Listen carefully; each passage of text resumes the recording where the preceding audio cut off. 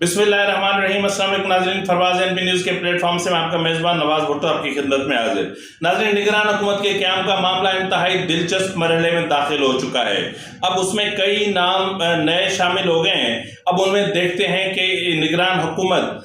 की तश्कील किस तरह होती है और निगरान हुकूमत के मामले पर या निगरान हुकूमत के क़याम का अख्तियार किसको दे दिया गया है। ये भी एक इंतहाई अहम और दिलचस्प मामला है और इससे कहीं ज़्यादा दिलचस्प मामला नवाज शरीफ साहब की वापसी का है। नवाज शरीफ काफ़ी मायूस दिखाई देने लगे हैं और उसके अलावा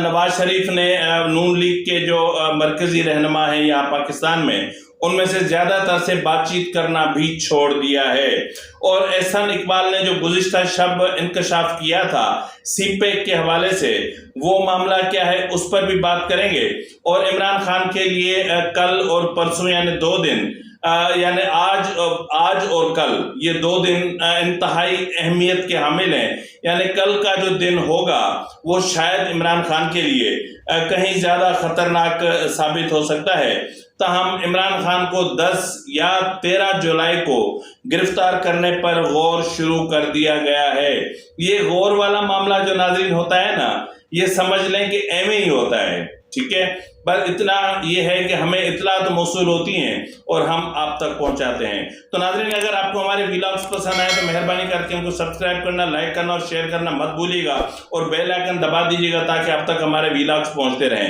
नाज़रीन, आपको पता है कि 12 अगस्त को हुकूमत अपनी मियाद पूरी कर रही है और इस वक्त तक जो मामलात सामने आए हैं उसके मुताबिक ये तय पाया गया है कि 12 अगस्त से पहले ही यानी 10 अगस्त को हुकूमत तहलील कर दी जाएगी, यानी असेंबलियां तहलील कर दी जाएंगी ताकि इंतखाबात के लिए 90 दिन मिल सकें। और मैंने इससे पहले वाले व्लॉग में आपको बताया था कि निगरान सेटअप के लिए मुशावरत कह रहे हैं कि बाज़ाब्ता तौर पर शुरू नहीं हुई है, लेकिन अंदरून खाना बहुत सारे मामलात हैं जो चल रहे हैं। आखिर में जो मतलब एक यूं समझ लें कि हम सबको मामू बनाने के लिए ये किया जाएगा कि कुछ नाम जो है वो अपोजिशन, जो हुकूमत की इत्तेहादी अपोजिशन है वहां से, और कुछ नाम हुकूमत से, कुछ नाम पीपुल्स पार्टी से, कुछ नाम JUIF से और कुछ नाम कहीं और से आएंगे, तो उन पर गौर किया जाएगा। तो फिर कुछ नाम जो कहीं और से आएंगे, बाकी नामों पर वो ज्यादा भारी होंगे। नाज़रीन, इस वक्त जिन नामों पर गौर चल रहा है उनमें गोहर एजाज साहब हैं, मोहसिन बेग साहब हैं, फवाद हसन फवाद साहब हैं, नजम सेठी हैं, जुगनू सेठी हैं, आरिफ हबीब साहब हैं, हफीज शेख साहब हैं और इसके अलावा वजारत खजाना के लिए रजा बाकिर साहब का नाम लिया जा रहा है। नाज़रीन, जिस तरह मैंने आपसे कहा था कि निगरान हुकूमत का क़याम जो होगा वो उसका अख्तियार अब पाकिस्तान के पास नहीं रहा। ये पहली बार हम तारीख में ऐसा देख रहे हैं कि IMF जो है वो उन लीडरों, अपना रहनुमाओं से या उन जमातों से भी मिल रही है जिनका पता है कि उन्होंने खुद IMF के प्रोग्राम को सबोताज किया था, लेकिन फिर भी IMF के नुमाइंदे उनके पास जाकर बैठते हैं और उनसे मुशावरत करते हैं। ये अपने आप में हैरान कुन बात है। तो बहरहाल इस वक्त तक की जो इतलात हैं वो ये हैं कि जो निगरान सेटअप आएगा या जो निगरान हुकूमत आएगी वो IMF की मर्जी से आएगी, यानी IMF की डिक्टेशन से आएगी। तब तक मौजूदा हुकूमत अवाम पर कोई महंगाई का बोझ नहीं डालेगी ताकि हुकूमत की साख सलामत रहे। अब जाहिर है, आपको पता है कि हफीज शेख और रजा बाकिर ये वो नाम हैं जो IMF के नुमाइंदों या IMF के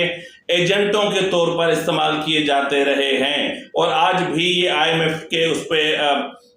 किसी लिहाज तक पेरोल पर हैं। तो यकीनन जो IMF के नुमाइंदे होंगे, यानी वजीर आजम जो IMF का होगा और वजीर खजाना यानी रजा बाकिर भी IMF से होगा, तो इसका मतलब ये है कि जो IMF पाकिस्तान के साथ डील कर चुका है उस डील को डीरेल ना होने दिया जाए, उसको चलने दिया जाए। तो इसलिए $1 करोड़ अभी दे दिए गए हैं और यानी $1 बिलियन और $1 बिलियन निगरान हुकूमत को दिए जाएंगे और फिर $1 बिलियन जो होंगे वो दिए जाएंगे आने वाली नई हुकूमत को। तो नाज़रीन, मैं आपको बताता चलूं कि मैंने कहा ना कि मौजूदा हुकूमत कुछ नहीं करेगी, موجودہ حکومت اپنا سب کچھ نگران حکومت کو سونپ کر جائے گی، اور اب نگران حکومت یقیناً IMF کی ڈکٹیشن پر ہی چلے گی۔ یعنی جس طرح IMF کہے گی کہ اٹھو تو اٹھ کر کھڑے ہو جائیں گے، بیٹھو تو بیٹھ جائیں گے، اور کس پر کتنا ٹیکس عائد کرنا ہے یہ بھی IMF ڈیسائیڈ کرے گی، اور اس کے علاوہ جو ہے وہ عوام پر مہنگائی کا بم کس طرح گرانا ہے یہ بھی IMF ڈیسائیڈ کرے گی، بجلی کی قیمتوں کے جھٹکے عوام کو کس طرح دینے ہیں یہ بھی نگران حکومت کے ذمہ لگا دیا گیا ہے، اور پیٹرول بم کس طرح عوام پر گرائے جائیں گے یہ بھی نگران حکومت کا معاملہ ہے، وہ دیکھے گی اس کو، اور تجارتی خسارے کو کم کرنے کی جو پالیسی ہے اس کو بھی جو ہے وہ نگران حکومت دیکھے گی، اور اس کے علاوہ کن کن شعبوں پر نئے ٹیکسز عائد کرنے ہیں یہ معاملات بھی IMF پوری ڈکٹیشن ان کو دے گی، اور یہ ان پر جوں کا توں عمل کریں گے۔ تو یوں سمجھ لیں کہ ہم نے اپنے آپ کو، اپنے ضمیر کو ایک $3 ارب کے لیے IMF کے پاس ویسے ہی گروی ہیں ہم، لیکن اب باضابطہ طور پر کر دیے، کیونکہ ظاہری طور پہ تو IMF کہہ رہا ہے کہ ہم تو پاکستان کے معاملات میں مداخلت نہیں کریں گے، اندرونی معاملات میں مداخلت نہیں کریں گے، لیکن نگران حکومت میں وزیر اعظم ہمارا ہوگا، وزیر خزانہ ہمارا ہوگا۔ تو بھائی پھر بچتا کیا ہے؟ چلیں آپ کی مرضی۔ بہرحال ناظرین، اس کے علاوہ میں نے آپ سے کہا کہ نواز شریف جو ہے وہ بہت مایوسی کا شکار ہو گئے ہیں، کیونکہ نواز شریف کی واپسی کا جو معاملہ ہے وہ اٹک بھی گیا ہے اور لٹک بھی گیا ہے۔ تو جو قانون سازی کی گئی ہے اس سے ظاہری طور پر خاطر خواہ کوئی رزلٹ سامنے نہیں آ پا رہا، اور جو 5 سال کی نااہلی کی مدت کا جو قانون پاس ہوا تھا اس کا فائدہ بھی نواز شریف کو فی الحال نہیں پہنچ پا رہا، اور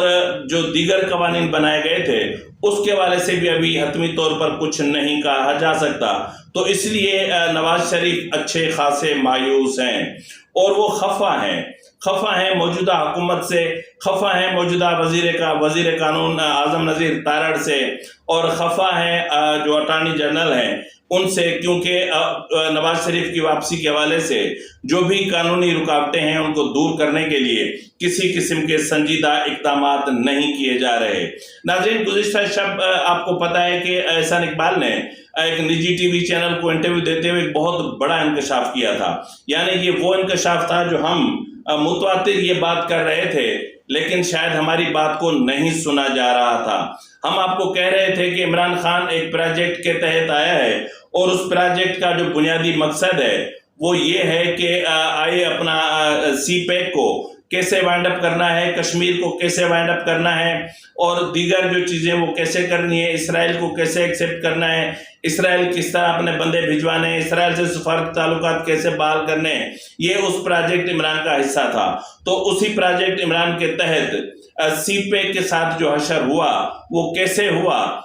وفاقی وزیر احسان اقبال نے، یا احسان اقبال صاحب نے کھول کے رکھ دیا۔ انہوں نے کہا کہ چائنا کی طرف سے باقاعدہ جو سابقہ اسٹیبلشمنٹ تھی ان کو چائنا کی طرف سے کمیونیکیٹ کیا گیا تھا باضابطہ طور پر کہ آپ 2018 کے انتخابات میں مداخلت نہ کریں۔ ان کو کہا گیا تھا کہ عمران خان کو لانے کی غلطی مت کریں، سی پیک رول بیک ہو جائے گا اور اربوں خربوں کا نقصان ہو جائے گا۔ تو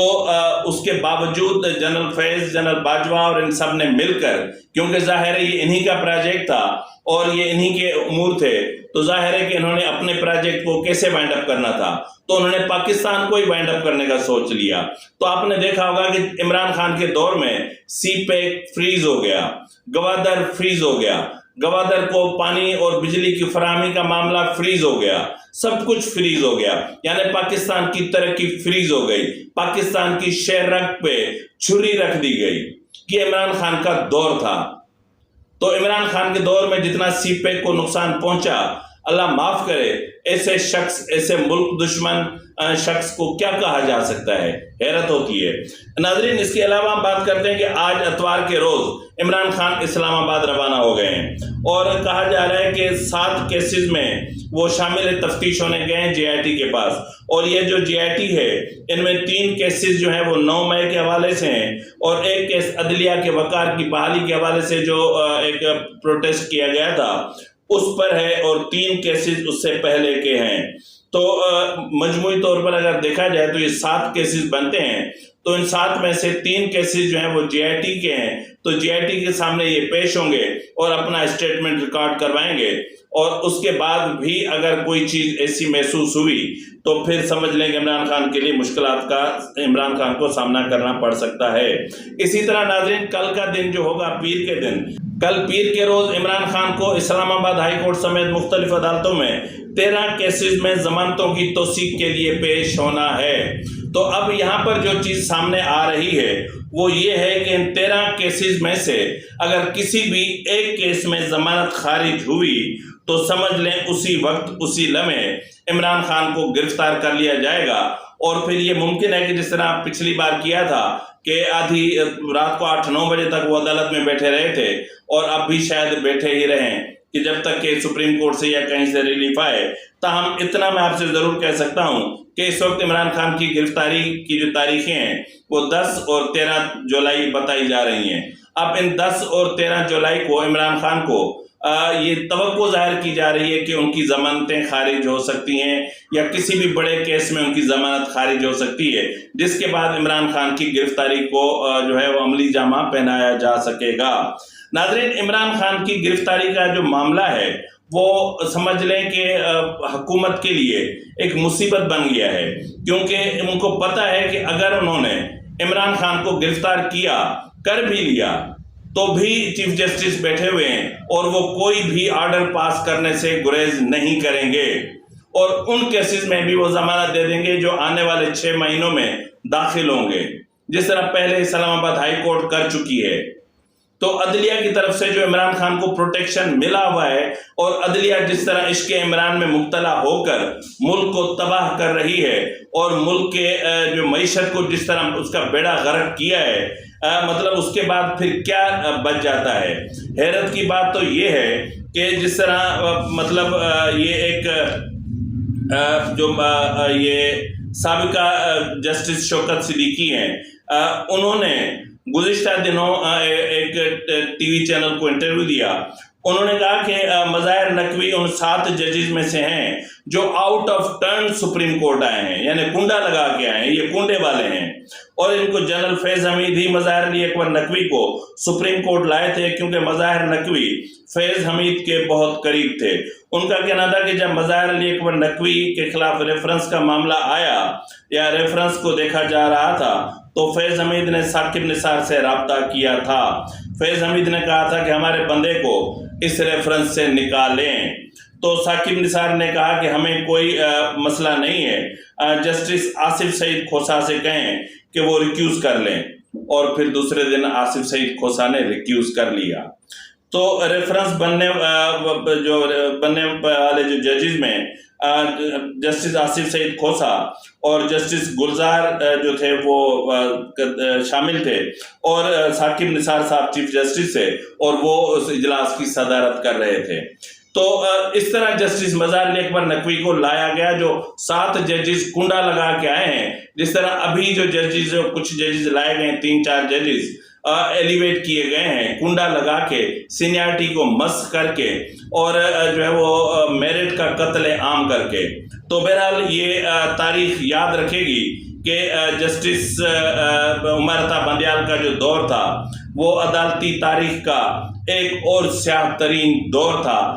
جس کو ہمیشہ شرمناک انداز میں یاد رکھا جائے گا۔ اسی کے ساتھ ہی اپنے میزبان نواز بھٹو کو اجازت دیجیے۔ فی امان اللہ۔